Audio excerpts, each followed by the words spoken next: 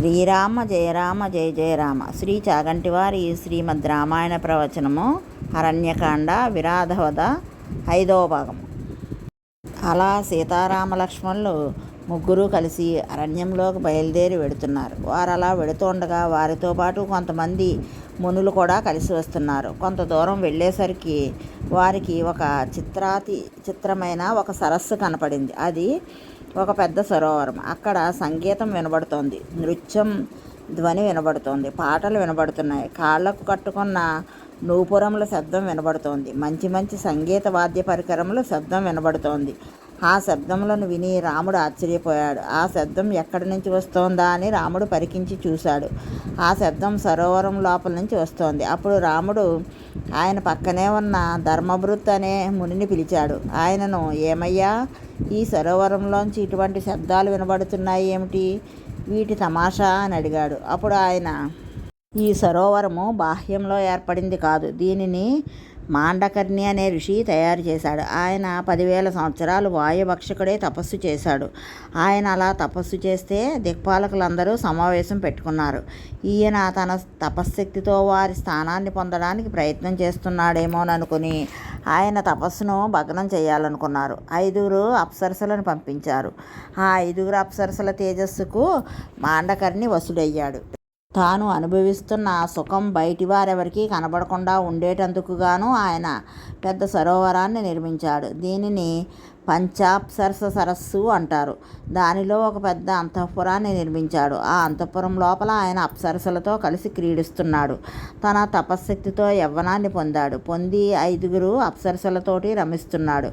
వాళ్ళ సంగీతం పాడుతూ ఉంటారు, నృత్యం చేస్తూ ఉంటారు, ఆనందంగా ఆటలాడుతూ ఉంటారు. ఆ శబ్దాలన్నీ రామ, ఈ నీటి మీద ఇలా వినబడుతూ ఉంటాయని చెప్పాడు. రాముడు ఈ విషయాలను ఆశ్చర్యంగా విన్నాడు. తదుపరి వారంతా అక్కడి నుండి కదిలి ముందుకు సాగిపోయారు.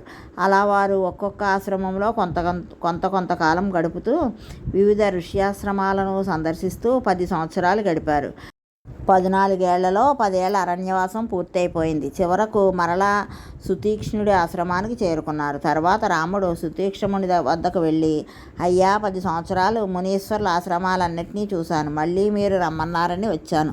అగస్త్య మహర్షి ఆశ్రమం ఇక్కడే ఎక్కడో ఉన్నదని విన్నాను. కానీ ఈ అరణ్యం చాలా విశాలంగా ఉంది. వారి ఆశ్రమం ఎక్కడ ఉన్నదో తెలియడం లేదు. అందుకని అగస్త్య మహర్షి ఆశ్రమం ఎక్కడ ఉన్నదో దయచేసి మీరు నాకు సెలవిస్తే ఆ ఆశ్రమాన్ని ఒక్కసారి సేవించాలనుకుంటున్నాను అన్నాడు. సమయము దగ్గర పడుతోంది. ఎక్కడికి చేరాలో అక్కడికి రాముడే చేరుతున్నాడు. ఇప్పుడు సుతీక్ష్ణ మహర్షి, రామ, నేను ఈ మాటే నీకు చెప్పాలనుకున్నాను. అగస్త్య మహర్షి ఆశ్రమానికి వెళ్ళు అందామనుకున్నాను. నువ్వే అడిగావు. అక్కడికి వెడతానని. చాలా సంతోషం. అక్కడికి నేను దారి చెబుతాను. నువ్వు పరమానందంగా బయలుదేరు. ఇక్కడి నుండి 4 యోజనముల దూరం ప్రయాణం చేసి వెడితే అక్కడ మొట్టమొదట అగస్త్యభ్రాత ఆశ్రమం కనబడుతుంది. ఇది రామాయణంలో ఒక గమ్మత్తైన వరవడి. అగస్త్యభ్రాత ఏమిటి? ఆయనకు పేరుండదా? అగస్త్యభ్రాత అంటే అగస్త్యముని తమ్ముడు. ఇక్కడ లోకంలో ఉండే మర్యాద ఏమిటో వాల్మీకి చూపిస్తున్నారు. అగస్త్యుడు గొప్ప పేరు తెచ్చుకున్నాడు, అందుకని ఆయనతో పాటే ఆయన తమ్ముడు. అందుకని అగస్త్యభ్రాత అని అంటారు. అగస్త్యునికి ఎంత పేరుందో చెప్పడానికి ఇది తార్కాణం. రామ, నువ్వు అగస్త్యభ్రాత ఆశ్రమంలో ఒక రాత్రి నిద్రించు. మరునాడు ఉదయం లేచి అక్కడ నుండి బయలుదేరు. అలా కొంత దూరం వెళ్ళేసరికి నీకు ఒక పెద్ద చెట్ల గుంపు కనిపిస్తుంది. ఆ చెట్లకు ప్రదక్షిణం చేసి నమస్కారం చేసి దక్షిణ దిక్కుగా వెళ్ళు. అక్కడ నీకు అగస్త్య మహర్షి ఆశ్రమం దర్శనం అవుతుంది. అక్కడ పిప్పలి చెట్ల వనం ఉంటుంది. ఆ వనం చాలా అద్భుతంగా ఉంటుంది. నువ్వు తప్పకుండా ఆ ఆశ్రమాన్ని సందర్శించు అని చెప్పాడు. పిమ్మట సీతారామ లక్ష్మణులు సుతీక్ష్ణుడికి నమస్కారం చేసి ఆయన వద్ద సెలవు తీసుకుని అగస్త్యాశ్రమం వైపు బయలుదేరారు. అలా వెడుతూ వారు అగస్త్యభ్రాత ఆశ్రమానికి చాలా దగ్గరకు వచ్చారు. అప్పుడు రాముడు లక్ష్మణునికి అగస్త్యభ్రాత ఆశ్రమానికి సంబంధించిన కథనొక దానిని చెప్పాడు. అగస్త్యుని గురించి విన్నంత మాత్రం చేత పాపరాశి భస్మం అయిపోతుంది. అగస్త్యుని ఆశ్రమంలో క్రూర మృగాలు, సాధు మృగాలు కలిసి తిరుగుతూ ఉండేవి. కాశీఖండంలో, శివ మహాపురాణంలో, స్కాంద పురాణంలో, శ్రీ సుబ్రహ్మణ్యేశ్వర స్వామి వారి మాటలలో, బ్రహ్మ వైవర్త పురాణంలో అగస్త్య మహర్షి గొప్పతనం ఏమిటో బాగుగా వివరించబడింది.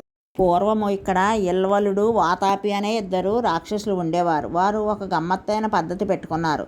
2 బ్రాహ్మణ రూపం ధరించేవారు. వారు ఆ ప్రాంతంలో ఉండే బ్రాహ్మణుల దగ్గరకు వెళ్ళి, అయ్యా, రేపు మా తండ్రి గారి ఆబ్దికమండి. దయచేసి మీరు భోక్తగా రండి అని వారిని పిలిచేవారు. సర్వసాధారణంగా తండ్రిగారి ఆబ్దికానికి భోక్తగా పిలిస్తే ఎంతో తప్పనిసరి పరిస్థితి అయితే తప్ప నేను రాను అని అనకూడదు. ఎందుచేతనంటే అవతలివాడు పితృయజ్ఞం నిర్వహించుకోవాలి, అందుకని తాను వెళ్ళి తీరాలి. అందుకని బ్రాహ్మణులు వెళ్ళేవారు. ఇల్వలుడు తన తమ్ముడు వాతాపిని గొర్రెగా చేసేవాడు. వాడు కామరూపి, గొర్రెగా మారేవాడు. గొర్రెను ఇల్వలుడు చంపేసి ఆ మాంసం వండి దానిని వచ్చిన బ్రాహ్మణులకి వడ్డించేవాడు.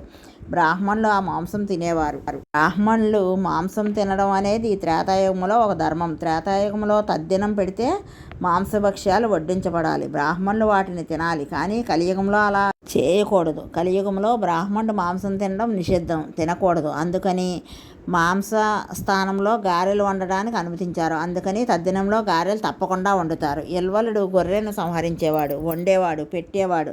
వచ్చిన బ్రాహ్మణులు ఆ మాంసం తినేవారు. తిన్న తర్వాత హస్తోదకం ఇచ్చేవాడు. తర్వాత వాతాపీరా అని పిలిచేవాడు. ఈ మాట అనేసరికి బ్రాహ్మణుల కడుపులో మాంసరూపంలో ఉన్న వాతాపి గొర్రె రూపాన్ని పొంది బ్రాహ్మణుల కడుపు చీల్చుకుని బయటకు వచ్చేవాడు. బ్రాహ్మణులు చనిపోయేవారు. వారు చనిపోగానే వీళ్ళిద్దరూ కూర్చుని బ్రాహ్మణులను తింటూ ఉండేవారు. తినేసిన తర్వాత ఆ ఎముకలను అన్నింటినీ తీసివేసి ఆ ప్రదేశాన్ని శుభ్రం చేసి బ్రాహ్మణ వేషాలతో మరలా కొత్త వారి కోసం వెతికేవారు. ఇలా చాలా కాలం జరిగింది. ఒకనాడు అటునుంచి అగస్త్య మహర్షి వెడుతున్నాడు. అగస్త్య మహర్షి చాలా పొట్టిగా ఉంటాడు. బ్రాహ్మణ రూపంలో ఉన్న రాక్షసులిద్దరూ అగస్త్యుని భోక్తగా రమ్మనమని పిలిచారు.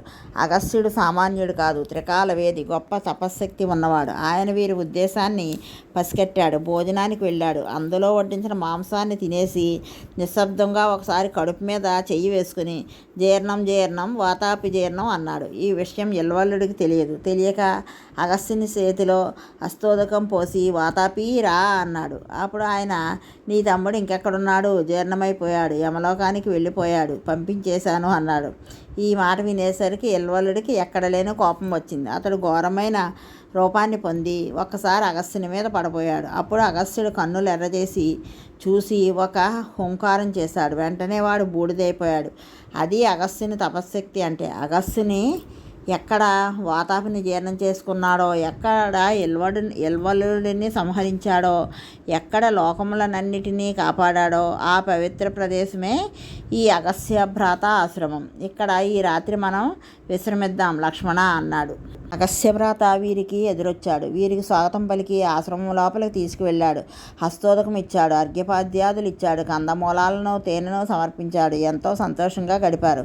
ఆ రాత్రి వారు అగస్త్యభ్రాత ఆశ్రమంలో పడుకున్నారు. మరునాడు ఉదయం లేచి, మహానుభావ, మేము ఈ వేళ మీ అన్నగారైన అగస్త్యుని దర్శనానికి వెడుతున్నాము, మాకు దారి చెప్పవలసింది అన్నాడు. అప్పుడు అగస్త్యభ్రాత, అదిగో ఆ కనబడుతున్న చెట్లకు ప్రదక్షిణం చేసి దక్షిణ వైపుకి వెడితే మీకు అగస్త్య మహర్షి ఆశ్రమం కనబడుతుంది, బయలుదేరండి అన్నాడు. మిగిలిన కథను తరువాయి భాగంలో తెలుసుకుందాం. రామజయం, శ్రీరామజయం.